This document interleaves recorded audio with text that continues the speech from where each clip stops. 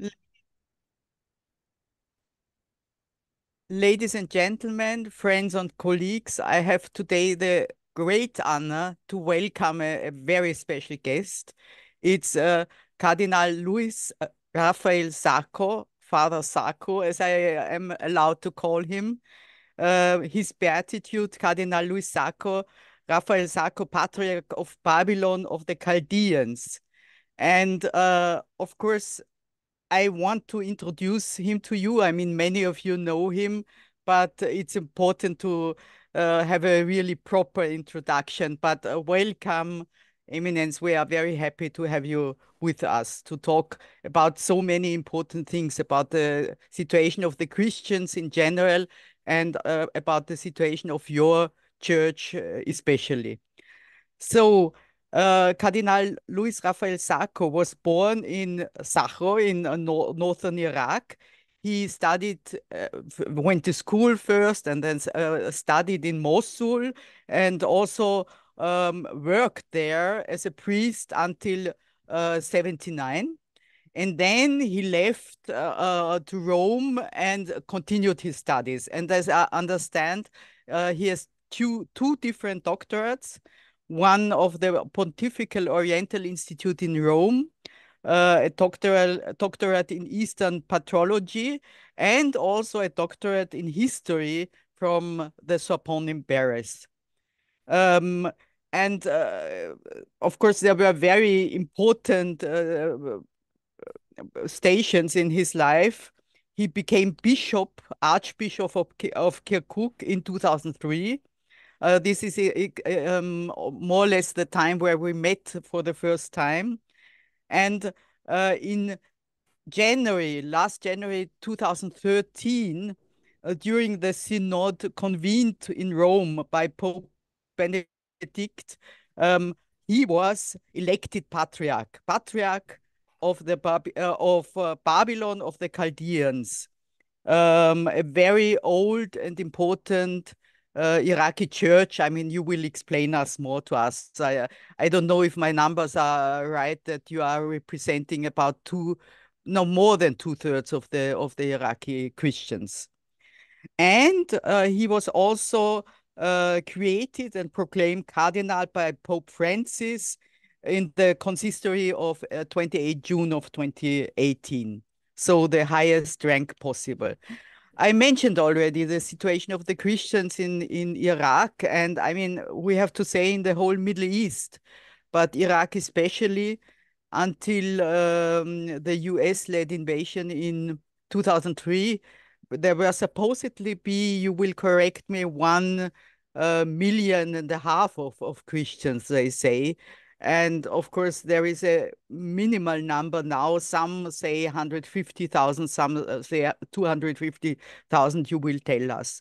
They are under big pressure, suffering by radicalism from all directions. Don't forget the Iraqi civil war, extremist Sunnis, extremist Shiites, and then also the very, very tough time of Islamic State, invasion of Mosul.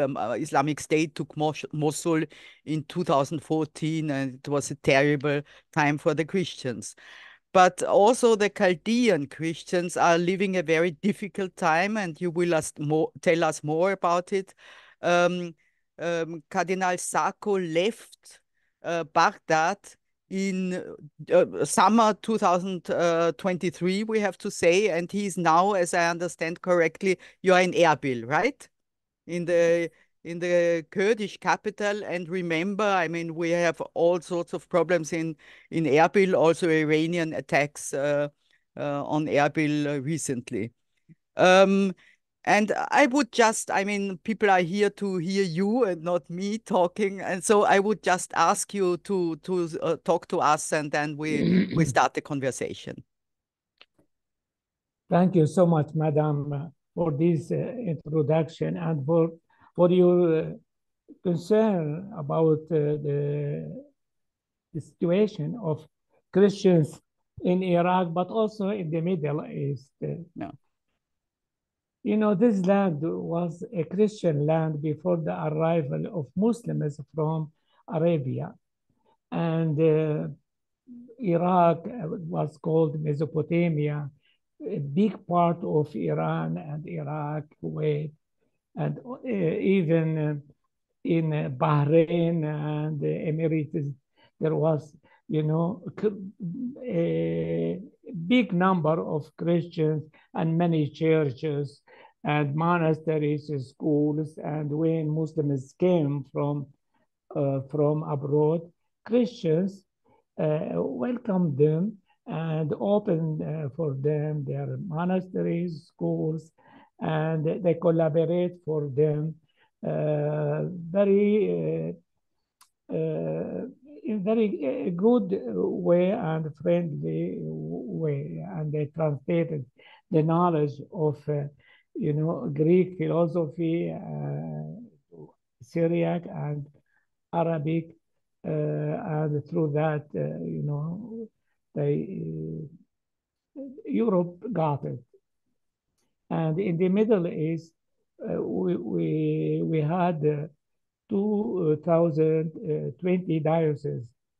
You know, in that time, we were also about 80 million.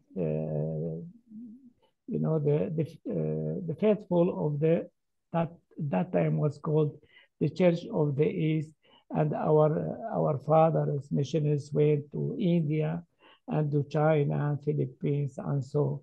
And until today, the Malabar and Malankara Church are using our Chaldean liturgy, but in Malayalam, translated in Malayalam.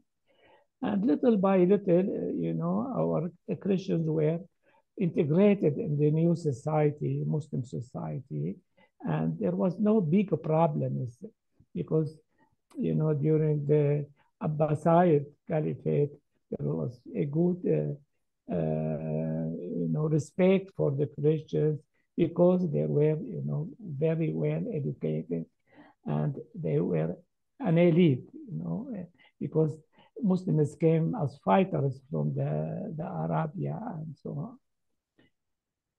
And you know, little by little, we lost to be a majority, and we became a minority, and now really a minority. Before the collapse of the old regime, you know, there was security and also order and canons, and of course, Saddam was a dictator and had many wars, but inside Iran, there was no confusion and what we call as today an anarchy. So you go outside, but you are not sure to come back safely. This is terrible. And Americans, you know, wide a lot of slogans that democracy, freedom, prosperity. Where? And they remain only slogans. In this part, there is nothing. And this class of politicians exploit this just for their own interest. I mean, especially, you know, politicians, Shiites and Sunnites and Shiites in that time had no experience to run, you know, a country like Iraq. It was for more than 100 years Sunnites running Iraq. So there was not formed for that, and for more than 30 years they were outside Iraq. I didn't know. They didn't know the internal situation in Iraq.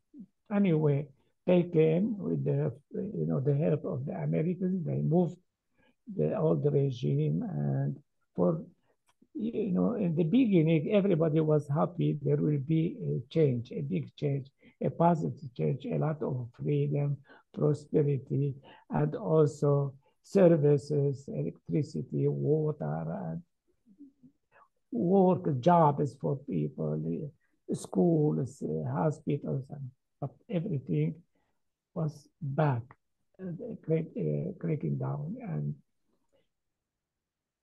the mentality of this group was an ideology. I mean, political ideology, but also in the same time, religious ideology. And religion should be not an ideology; it's a faith. I believe, and I am, involved to live what I believe in it. But we cannot, politicize religion, or religion should be also politicize the policy. This is bad. And until now, but this is just like an umbrella to look at, because to help them to have their interests. Therefore, there was a new culture. We never was accustomed with a sectarian culture.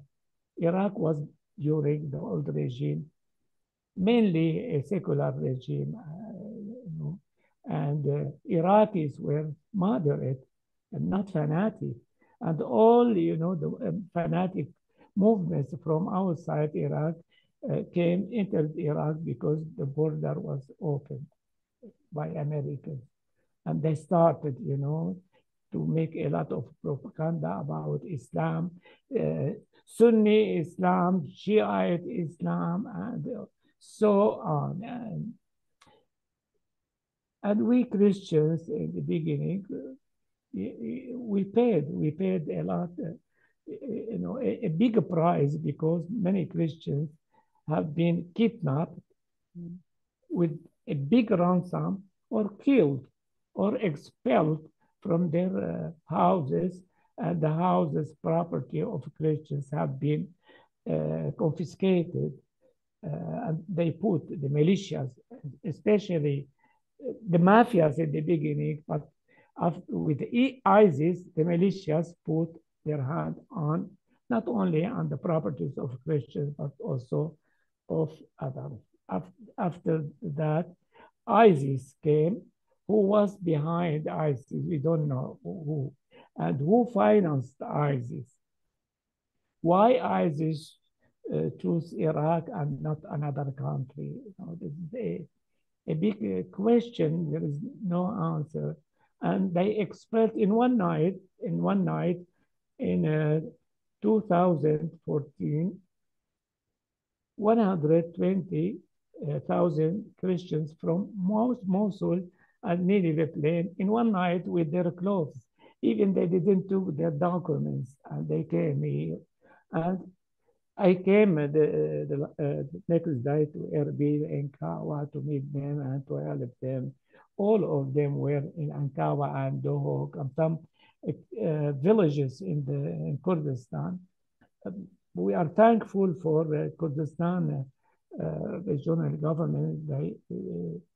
They help them, they welcome them, but the church is the only one. She stood with them to help them with housing, I mean trains, but also foods, medicines, with dispensaries, schools, and so on for 3 years. And when I met the prime minister at that time, I asked them to help them. He said, we don't have money.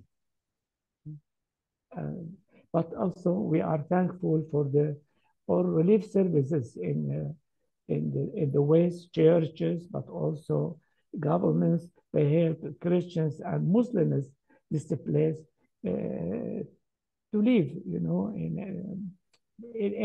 a way. And when their Mosul and the villages of Nineveh plain have been released, the church restored their houses, schools, and at the end also the churches. But because I asked our bishops and the priests to start to prepare the houses of people and also the schools, but not starting to restore the churches. The churches were not important, because churches without people have no sense. Yeah. And many 60% of displaced people went back to their villages. Others remained here waiting because they lost the trust, and they found also jobs, or they bought houses and so on. But the big problem after the release of that area, the militias remained controlling and dominating the villages of the Nineveh plain, especially a Christian militia, or what's called Christian militia, which is not Christian. Few Christians are in it, but the majority are Shiites. Babylon militia, with their head, his head is called Rayan. Chaldean is not Chaldean. He has nothing with the Chaldeans and nothing with the Christian morality. No. And so they are taking taxes from people and controlling everything. And also until today, until cave Christians didn't come back because of them. And they sold also their property of the Christians and so on. And many people started to think seriously to leave. Those who were here in Kurdistan, because also Kurdistan is fragile, as you know. The Kurdistan is not a real estate. They don't have an army like a state and weapons and so on. And they are always attacked by militias, but also, as you heard, by other countries. And Turkey and Iran also, they have a big impact on the situation. So. And also the tragedy of Karakosh, so the wedding, celebrating a wedding in a big hall. 133 people died, burned, and many others have been injured. Who was behind that? And it is ridiculous to hear the government saying that this was by the way. It is not. Who can believe that? That was on purpose. People are telling us the stories and so on. And also the president of Iraqi Republic, he is also a Kurd from Yakati, Soleimani. He was not a nice man. He came to visit us in Baghdad, in the Patriarch. And also I met him first. I was with the auxiliary bishop, and then with many bishops of Baghdad. We were very friendly, but because of the pressure of this Christian militia, and he withdrew the decree, which recognized me as the head of the church, and also to administrate the properties of the Chaldean church. Yeah. I tried to, I sent them 3 letters. I didn't answer. It was, finding some excuses and so on, but not unacceptable. And saying that this has nothing, it is not a content for him because he is still a patriarch and so on. But if it was not a contempt for me, why he withdrew it and so on. And because he was very embarrassed, after 4 months, he withdrew also the decrees of other bishops. And this militia, the big problem is this militia. Whatever is Christian is, in their hands, and the government is not concerned about that, especially this government, the framework government, which is mainly Shiites, because this militia is also supported by the popular military, mobilization.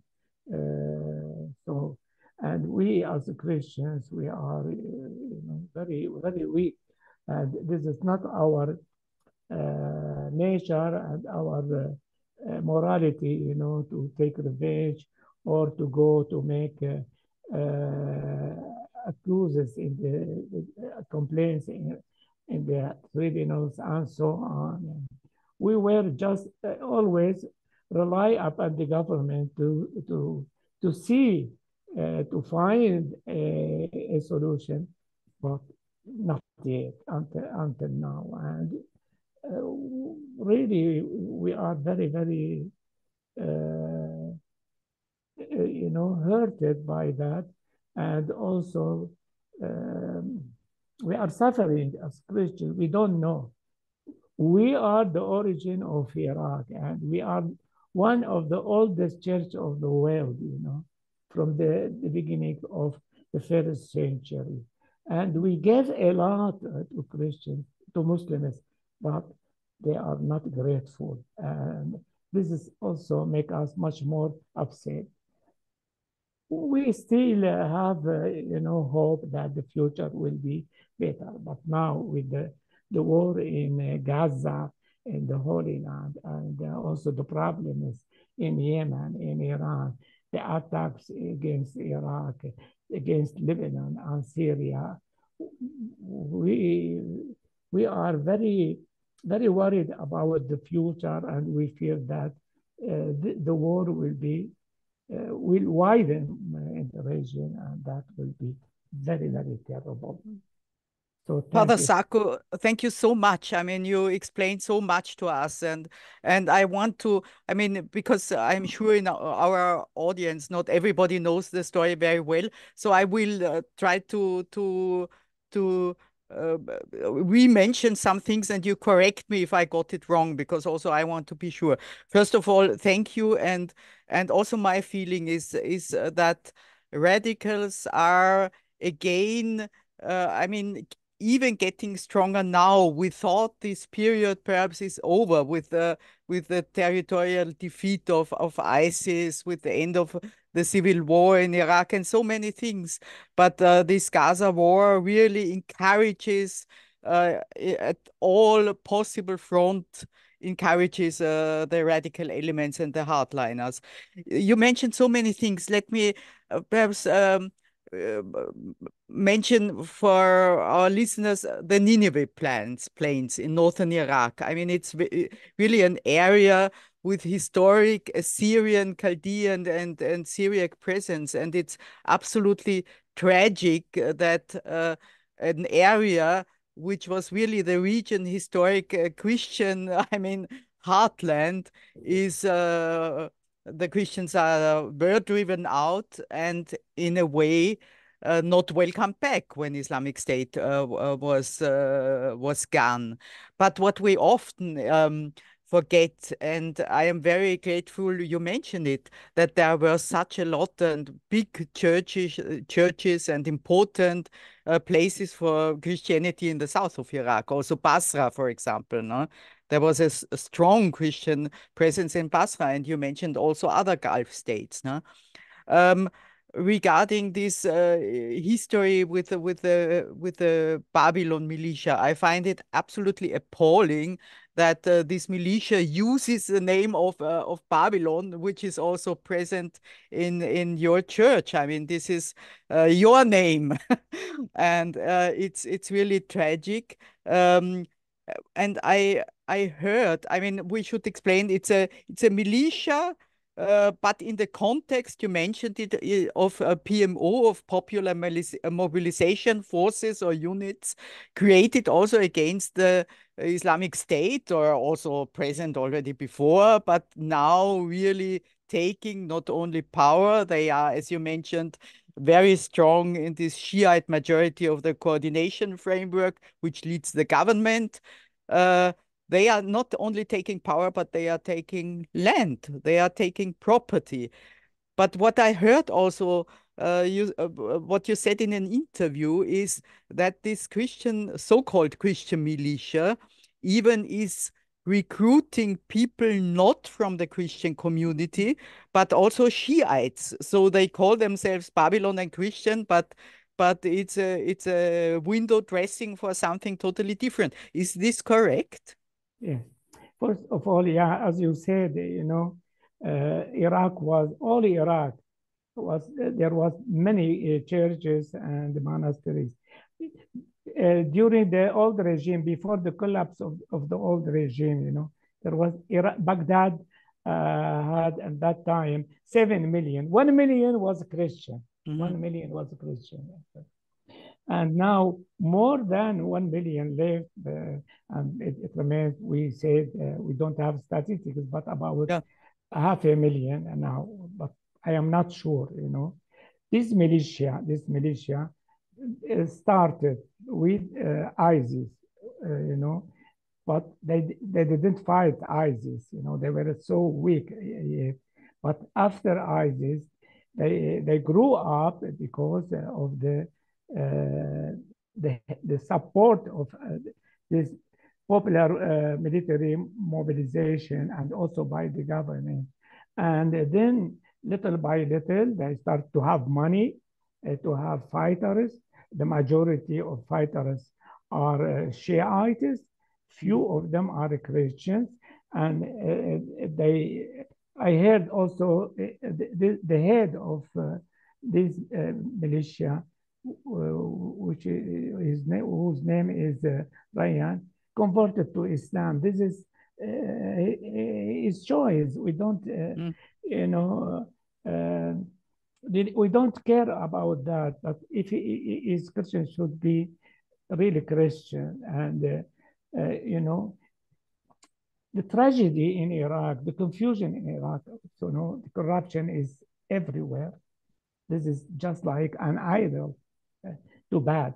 And there is no services. Look, the schools, the hospitals are very bad. I visited some schools. When I was at Baghdad and the hospital, and I said, in Africa, they are better than in Iraq, But during the Saddam's regime, the situation was much better of schools, universities, and also the hospital. The problem is the government. The government cannot control the militias. Each militia, even this militia, is like a state. Mm-hmm. He is, issued orders and without asking the permission of the government. The title of the prime minister is, the high commander of the army, all Iraqi army. But how? How? Mm-hmm. Why? He is sometimes saying they are outside the order, but why he is not taking measures? This is, a matter of preoccupation for us. Of course. Not only Christians, but the others. Of course. I mean, yeah. I wanted also to clarify one point because I did not hear it before in such, I mean, such a statement. Perhaps we should explain what happened in Karakosh, no? I think, if I remember right, there was a terrible fire breaking out during a wedding party, a Christian wedding party.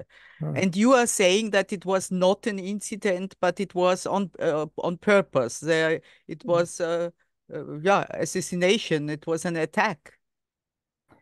Karakosh is totally Christian, and this militia is, controlling Karakosh, the members of this militia. And I heard, I am not sure that his brother is, also the head of militia in that area. His name is Usama. And this, the whole, Haytham was built in 2018. And since 2018. The hall where the wedding was. The Yeah. wedding hall. Yes. Yeah. Yeah. Mm, There was nothing. No incident. There mhm, was a problem with the bishop. The new bishop. The new bishop refused to meet him, and always he was asking that to change the militias by the national police, and it was not heard, by the. So we don't know, but this is not, you know, not a normal burning. mm, The whole, it is something prepared, and I saw some pictures. They were people killing them with you know with knives, and also someone to make victory and so on. mm, We don't know why. So it should be a real investigation and yeah. not. Also, there is a big problem I want also to mention. During, I was the only one, or the Chaldean church was the only one to fight this militia. I didn't receive him. I didn't recognize him as a head of a militia, because we Christians, we don't have militia. And I issued many declaration about that. And he is calling him a sheikh. We don't have sheikhs among the Christians. This is among Muslims, tribes. We don't have a system of tribes among us Christians, and so on. And he tried to take revenge of me. He accused me to sell all churches in Baghdad and so. Who sold all churches? This is our history, our heritage, and so on. And I went to the tribunal, and I explained them where are the documents. Mhm. Then he started with the president, because he is allied with the party, the political party of the president, to push him to take from me the decree. But also later, he was embarrassed. He took also from Yeah. other bishops and so on.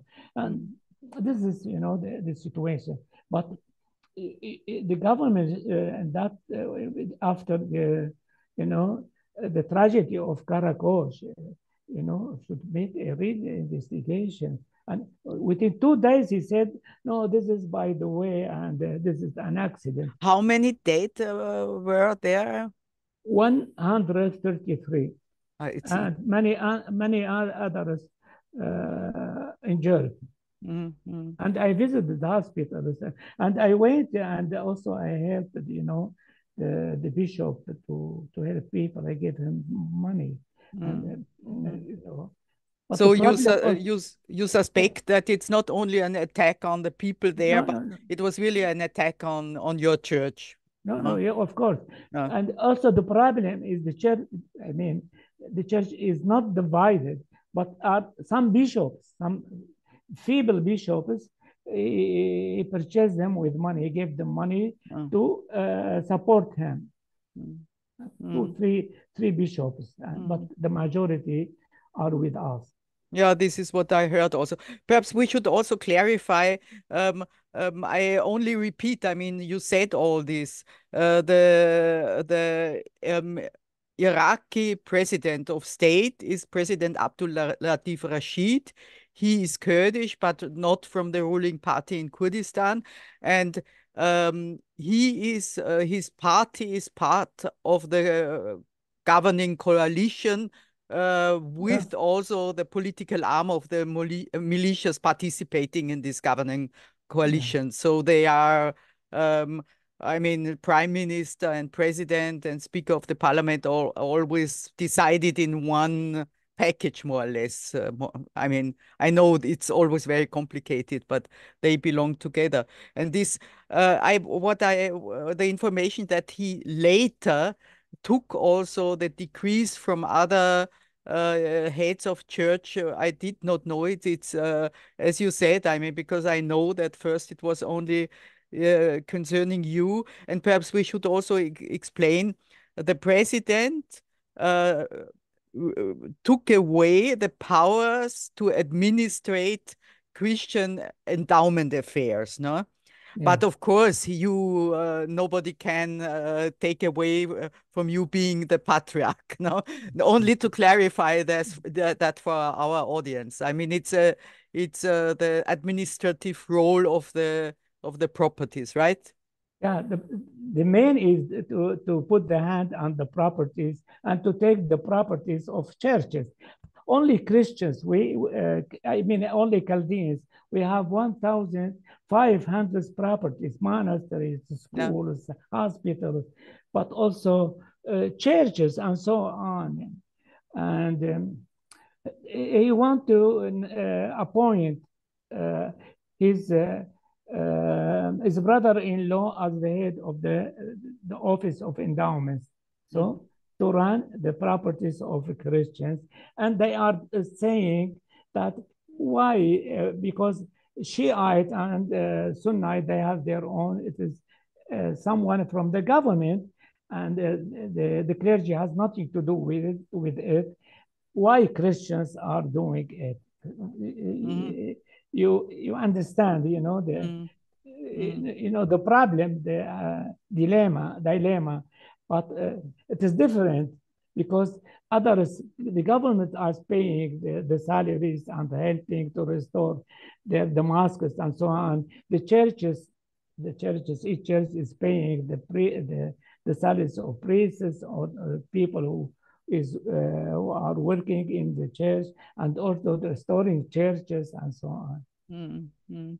So, I mean, it sounds very much that, like so often in life, it's about money, it's mafia, it's power. Of course, property is also power. I mean, if they Yeah. own things, they also have the power. As you also said, to some people then are follow the order of power, no?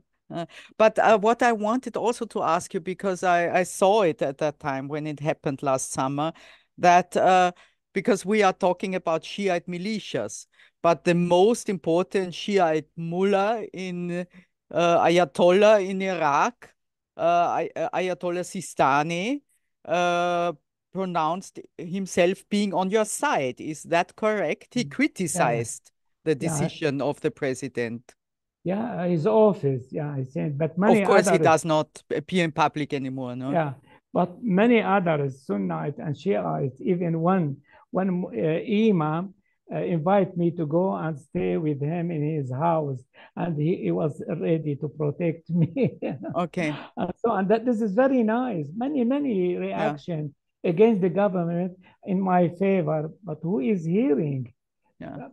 This is the problem, and we But I don't think know. it's important for people to know, no, that it's not so simple, that it's not a Christian Shiite thing or something, that it's radicals who really take profit from the situation. No? No, everybody is telling, even the president, that the Cardinal Sako is a real Iraqi nationalist and a very honored, personality, very respectable, and so on. But he did that Yeah. against me, and everyone was, coming to the Patriarch to ask some advision and so Hmm. some help. Yeah, we were a reference like Sistani and Hmm. the Sunnite, imams. Hmm. I saw that the Iraqi president also visited Pope Francis, I think it was a few months ago. Is this correct? But and I'm sure they talked also about this issue. Yeah, yeah. Yeah, I met the Pope before. Yeah. He asked 2 times to visit the Vatican. Mm. They refused. Mhm. And then I met the Pope personally in audience and also the Secretary of the State. I explained them. After that, they received him. The Pope explained it to him, but he was promising to find some solution and also Mhm. to see some excuses that he said that it was not legal. But since uh, since 14th centuries, the Patriarch has a decree. From the Abbasid time, the Ottoman time was a firman, and also during the kingdom and after during the Saddam's regime and so on. Until him, when the Iraqi president Jalal Talibani issued this decree, he was an advisor of him. Why he didn't react it? Yeah. But of course, I mean, the Iraqi president of state today is not a very powerful person. No? He's really, I mean, not very independent, I think. Not Yeah, very. right. Yeah, absolutely. Yeah. Um, may I ask you, Father Sako, because we mentioned Mosul, and if you ask people, I mean, which Christian town in Iraq, I mean, Mosul, everybody thinks of Mosul. How is the situation today in Mosul? How have Christians and how has the city and the churches and so on recovered from the Islamic State period? I visited several times, Mosul, and I was very, very touched in the beginning. First time I went to celebrate the Mass in a parish, where Bishop Faraj Raho was killed, Yeah. the Well, Bishop Mosul. we should say that as a bishop was kidnapped and then found killed. Killed It by was Al terrible, Qaeda. Al terrible. Qaeda, Al yeah. Qaeda at that time, yeah, And before Islamic State. Yeah. people who prepared the church was young Muslims. Mm-hmm. Mm-hmm. Yeah, they came. There is a deep reaction, a strong reaction against this ideology of ISIS in Mosul. And I,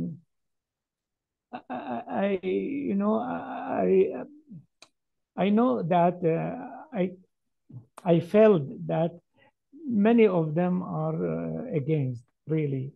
Nobody, maybe few people, and maybe very, very few people, but the majority was against them. And Mosul is now, the north part of the Mosul is very progressed, and Mm-hmm. people are,